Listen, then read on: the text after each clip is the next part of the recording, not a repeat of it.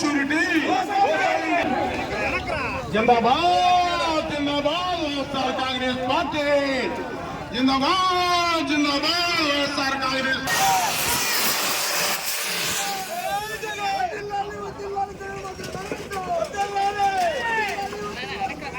జై జగన్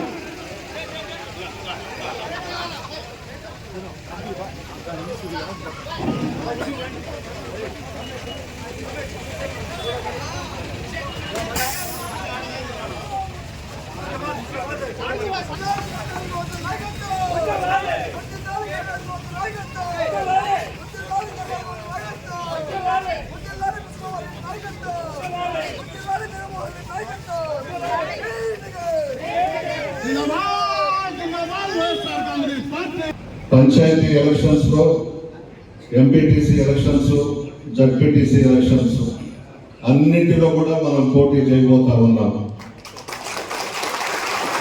ఎవరు ఈ మధ్యన ఎవరు అన్నారంట, నడమంత్రపు సిరా ఎవరు తెలుగుదేశం పార్టీ వాళ్ళని చూసి కోవూరు నియోజకవర్గంలో వైఎస్ఆర్ కాంగ్రెస్ పార్టీ వాళ్ళకి వణుకు పుట్టి స్థానిక సంస్థల ఎన్నికల్లో పోటీ చేయకుండా పారిపోయే విధంగా చేయమన్నదట నడమంత్రపు సిరి. అది సాధ్యమా? చైతన్యవంతులు ఉన్నటువంటి నియోజకవర్గం కోవూరు నియోజకవర్గం ఏదో ఈవీఎంతో గెలిచిపోయి నేను ఏం మాట్లాడినా సాగుతుంది అనుకుంటే మాత్రం కరెక్ట్ కాదు. అందువల్ల మనం జాగ్రత్తగా ఉండి స్థానిక సంస్థల ఎన్నికల్లో మనం కష్టపడాలి. ఇంకొకటి కూడా చెప్తున్నాను, ఆ రిజర్వేషన్స్ బట్టి సర్పంచెస్ కానీ ఎంపీటీసీస్ కానీ జడ్పీటీసీస్ కానీ మీ కుటుంబ సభ్యులను పెట్టుకోండి. 5 లక్షలకో 10 లక్షలకో గెలిచిన తర్వాత అమ్ముడు పోయే వాళ్ళని వద్దు. మీ కుటుంబ సభ్యులు ఈరోజు నాతో ఎవరైతే ఉన్నారో, జగన్మోహన్ రెడ్డి గారితో ఎవరైతే గట్టిగా నిలబడి ఉన్నారో మీ కుటుంబాల నుంచే ఎలక్షన్స్ లో క్యాండిడేట్స్ ను పెట్టుకుందాం. ఎందుకంటే ఒక నమ్మకం మీరంటే ఎలక్షన్స్ లో ఏ విధంగా జరిగింది కూడా మీ అందరికీ తెలుసు. ఈ ఓటర్ల ప్రక్రియ అనేది చాలా జాగ్రత్తగా మార్పులు చేర్పులు ఉంటాయి. అందులో చంద్రబాబు నాయుడు పెద్ద మ్యానిపులేటర్, చాలా జాగ్రత్తగా ఉండాలి. ఖచ్చితంగా జగన్మోహన్ రెడ్డి గారు మరలా ముఖ్యమంత్రి కావడం ఖాయం. దీంట్లో ఇంకొక మార్పు అనేది లేదు. ప్రజల్లో కూడా చాలా మార్పు వచ్చింది. ఎప్పుడు ఎలక్షన్స్ వచ్చినా మేము మా జగన్మోహన్ రెడ్డి గారిని గెలిపించుకుంటామని ప్రజలందరూ కూడా నిర్ణయించుకుని ఉన్నారు. చంద్రబాబు నాయుడు ఎప్పుడు అడ్మినిస్ట్రేటర్ కాదు, మ్యానిపులేటర్. చంద్రబాబు మమ్మీని మమ్మీగా మార్చగలడు, ఏది ఏమైనా చేయగలడు, మంచిని చెడుగా చూపించగలడు, చెడును మంచిగా చూపించగలడు.